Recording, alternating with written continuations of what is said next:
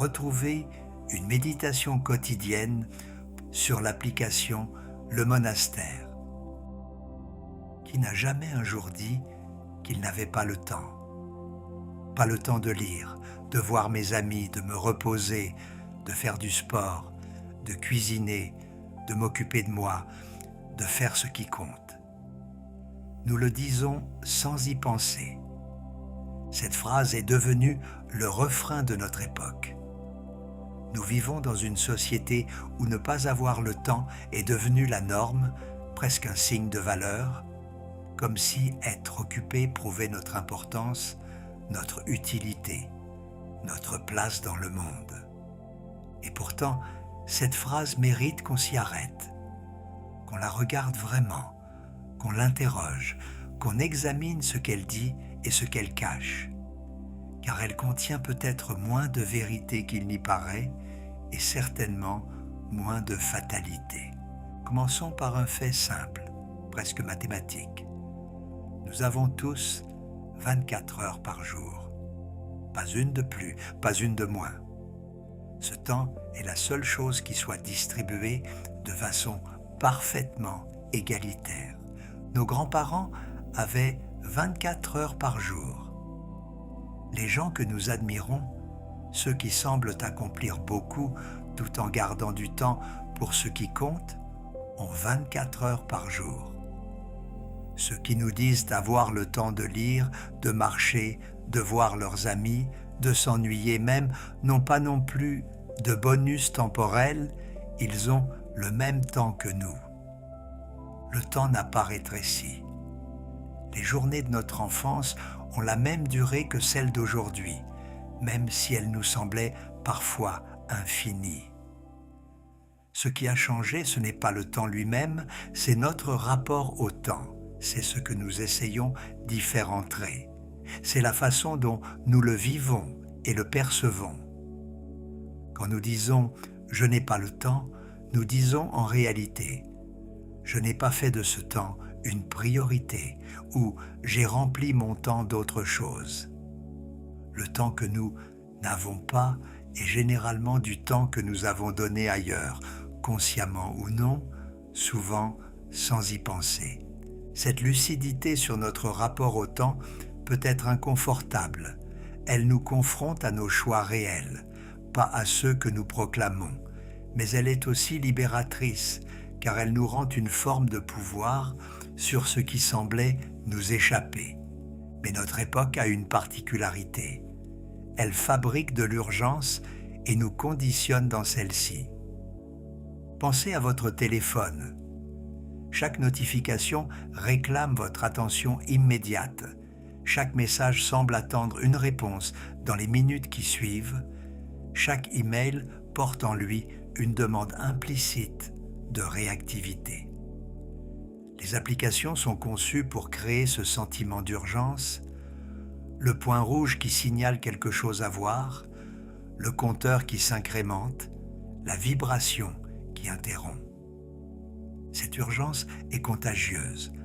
Elle se propage d'une personne à l'autre, d'une organisation à l'autre. Si tout le monde répond vite, alors répondre lentement devient suspect. Si tout le monde court, alors marcher devient un retard. Nous nous accélérons mutuellement, chacun ajoutant à la pression que subissent les autres, dans une spirale qui ne profite à personne. Mais l'urgence perçue n'est pas toujours l'urgence réelle. Combien de vos emails qui semblent urgents pourraient en réalité attendre un jour, une semaine parfois? Combien de décisions qui vous pressent gagneraient à mûrir? Combien de conversations qui réclament une réponse immédiate n'en ont pas vraiment besoin? Nous avons perdu la capacité de distinguer ce qui presse vraiment de ce qui fait seulement du bruit. J'ai entendu parler d'un homme qui avait décidé de ne plus répondre aux emails le jour même où il les recevait. Il attendait systématiquement 24 heures. Au début, il avait eu peur des conséquences. On allait le trouver lent, peu fiable, déconnecté. Mais quelque chose d'étrange s'était produit. Une partie des emails qui semblaient urgents s'étaient résolus d'eux-mêmes dans l'intervalle. D'autres avaient révélé leur vraie nature, pas urgents du tout, juste bruyants. Et ceux qui étaient vraiment importants, ceux-là attendaient patiemment leur réponse, qui arrivait plus réfléchie, plus juste, plus utile. Pensez aussi à ce paradoxe. Plus nous avons d'outils censés nous faire gagner du temps, moins nous avons le sentiment d'en avoir. La machine à laver, l'aspirateur, le micro-ondes, l'ordinateur, le smartphone, toutes ces inventions promettaient de libérer des heures, de nous donner du temps libre, de nous soulager des tâches répétitives. Et pourtant, nous n'avons jamais eu aussi peu le sentiment d'avoir du temps. Que s'est-il passé? La réponse est simple. Nous avons rempli le temps libéré. La machine à laver n'a pas créé des heures de loisirs. Elle a permis de laver plus souvent, d'avoir plus de vêtements, de faire autre chose pendant ce temps qui autrefois était consacré au lavage. L'ordinateur n'a pas allégé notre travail. Il a permis de faire plus de travail, plus vite, et donc d'en recevoir davantage. Le temps gagné a été immédiatement réinvesti, absorbé, rempli.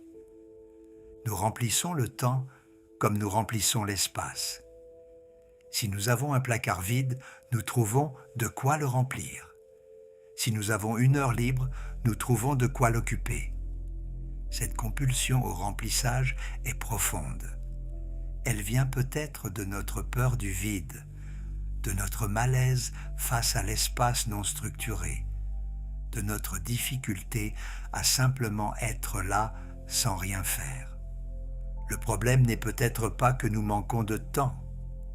Le problème est peut-être que nous ne supportons pas le temps vide et que nous le remplissons jusqu'à l'asphyxie. Si nous voulons comprendre notre rapport au temps, il faut regarder honnêtement où il va. Cette lucidité peut être douloureuse, mais elle est nécessaire. Une femme que je connais a fait cet exercice pendant une semaine. Elle a noté pendant une semaine ce qu'elle faisait vraiment de son temps. Pas ce qu'elle pensait en faire, mais ce qu'elle en faisait réellement.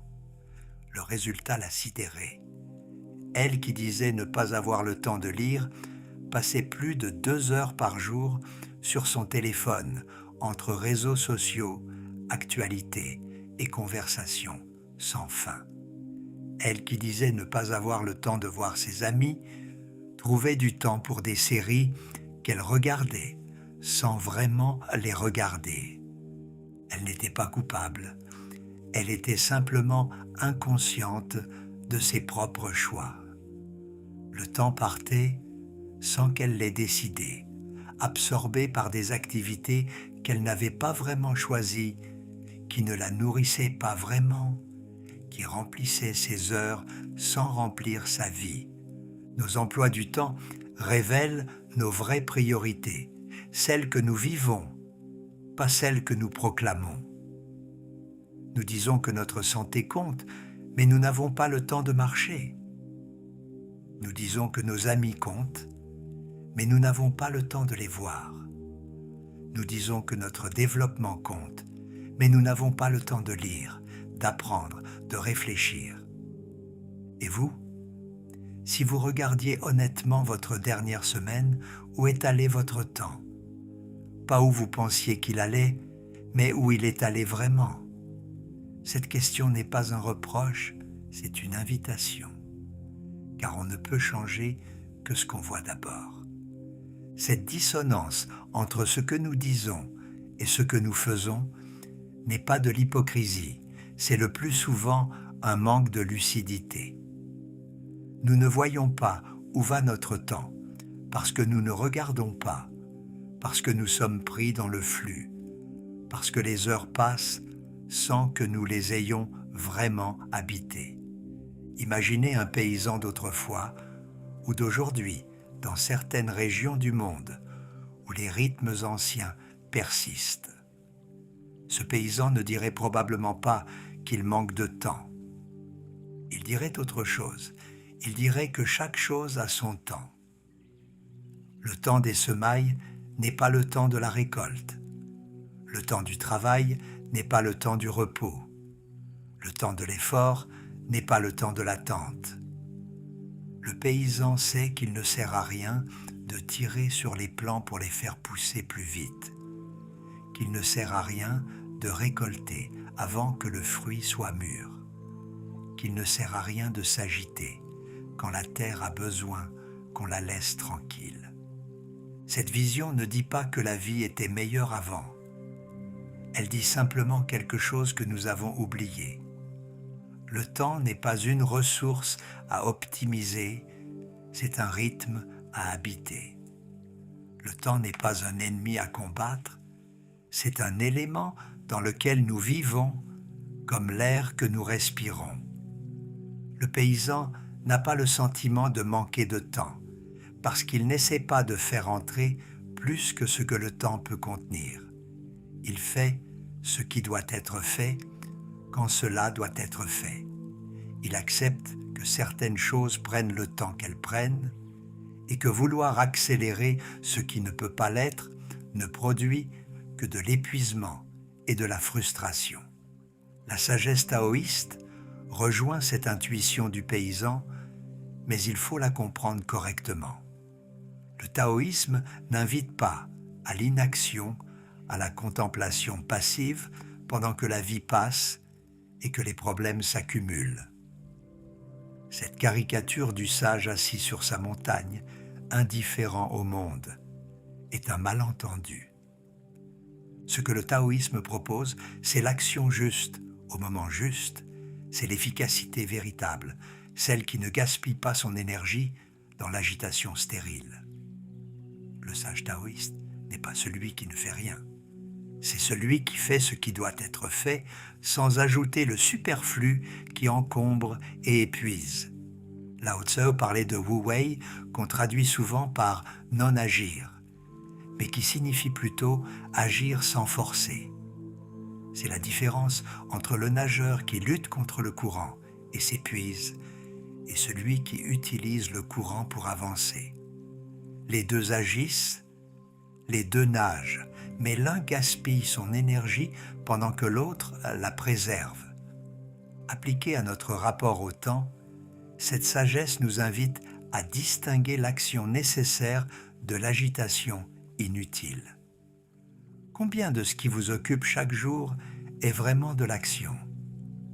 Combien est du remplissage, de la réaction, du mouvement pour le mouvement? Combien d'urgences auxquelles vous répondez n'en sont pas vraiment? Combien de problèmes devant lesquels vous vous agitez se résoudraient d'eux-mêmes? Combien de tâches que vous ajoutez ne servent qu'à vous donner l'impression d'être occupé?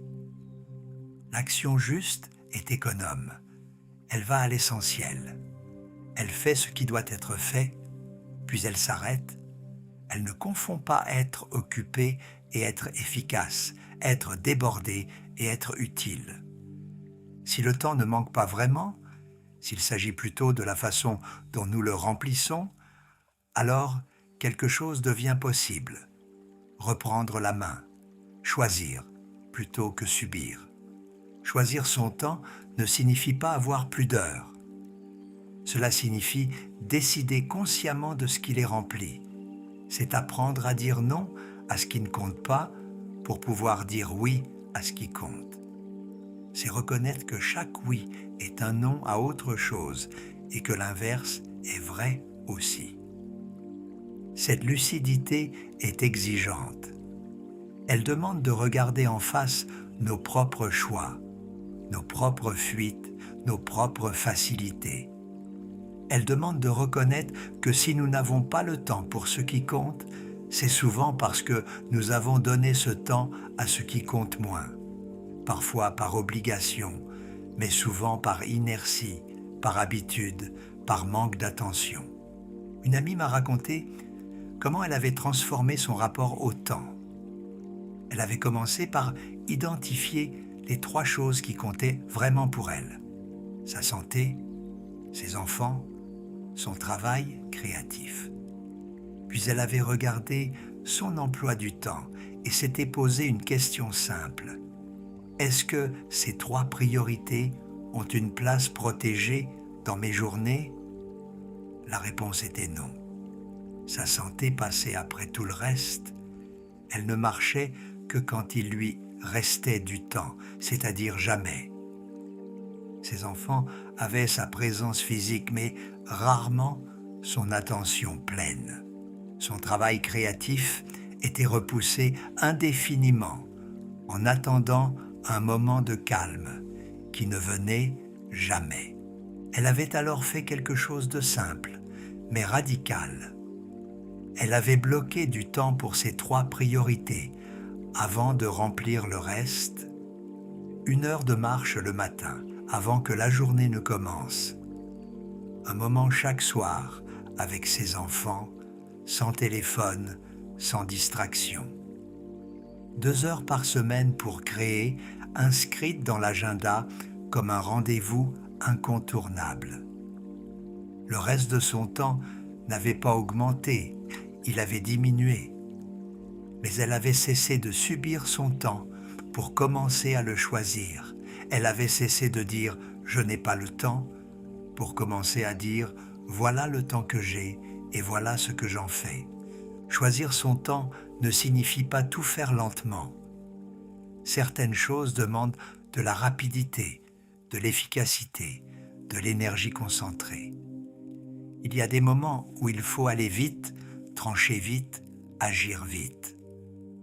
La lenteur universelle serait aussi absurde que la vitesse universelle.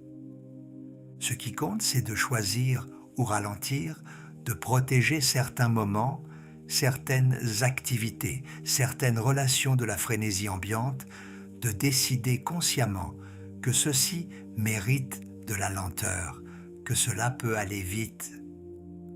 Un repas avec quelqu'un qu'on aime mérite notre temps. Une conversation importante mérite notre temps. Un livre qu'on lit pour se nourrir mérite notre temps. Une promenade dont le but n'est pas d'arriver quelque part mérite notre. Ces moments-là demandent qu'on leur donne du temps, qu'on les habite vraiment, qu'on ne soit pas déjà ailleurs en pensée. D'autres choses peuvent aller vite et tant mieux. Les tâches administratives, les emails routiniers, les déplacements fonctionnels. Tout cela peut être fait efficacement, rapidement, pour libérer du temps pour ce qui compte vraiment. La sagesse n'est pas de tout ralentir, elle est de savoir où mettre la lenteur et où mettre la vitesse, d'être présent là où ça compte et efficace là où ça ne compte pas, plutôt que l'inverse, qui est hélas souvent notre tendance spontanée. Alors, au lieu de dire « je n'ai pas le temps », nous pourrions dire « je n'ai pas pris le temps ». Je n'ai pas pris le temps de lire est plus vrai que je n'ai pas le temps de lire. La première phrase reconnaît que le temps existait, mais que nous l'avons donné à autre chose. Elle ouvre une possibilité. Si je n'ai pas pris le temps, je peux décider de le prendre demain. La seconde phrase ferme cette possibilité. Le temps n'existe pas. Il n'y a rien à faire. Cette reformulation ne crée pas d'heures supplémentaires. Elle ne supprime pas les contraintes réelles. Elle ne résout pas les situations où le temps manque vraiment, car ces situations existent aussi. Il ne s'agit pas de le nier. Mais elle change quelque chose dans notre rapport au temps. Elle nous sort de l'impuissance. Elle nous rend notre capacité de choix. Elle nous invite à regarder avec lucidité où va notre temps et où nous voulons qu'il aille. Le temps que nous avons est le seul temps qui existe. Hier est passé. Demain n'est pas encore là. Seul aujourd'hui est réel. Ces 24 heures qui s'ouvrent devant nous chaque matin sont notre seul terrain de jeu, notre seule matière première, notre seule vie en train de se vivre. La question n'est pas d'avoir plus de temps. Personne n'en a plus que les autres. La question est de savoir ce que nous allons faire du temps que nous avons, comment nous allons l'habiter, le remplir, le protéger, quels choix nous allons faire, consciemment ou par défaut, quelles priorités vont se révéler dans nos emplois du temps réel, pas dans nos intentions proclamées. Cette lucidité n'est pas confortable. Elle nous confronte à nos propres contradictions, à nos propres fuites, à nos propres facilités. Mais elle est aussi le début d'une liberté. Car tant que nous croyons ne pas avoir le temps, nous sommes impuissants. Dès que nous voyons que nous n'avons pas pris le temps, nous pouvons décider de le prendre. Le temps ne se trouve pas, il se fait, il se protège, il se défend. Il se prend consciemment, délibérément, parfois contre les pressions qui voudraient nous en déposséder. Et peut-être que la sagesse n'est pas d'avoir plus de temps, mais d'habiter pleinement le temps que nous avons, ce temps qui est là maintenant et qui attend que nous décidions ce que nous allons en faire.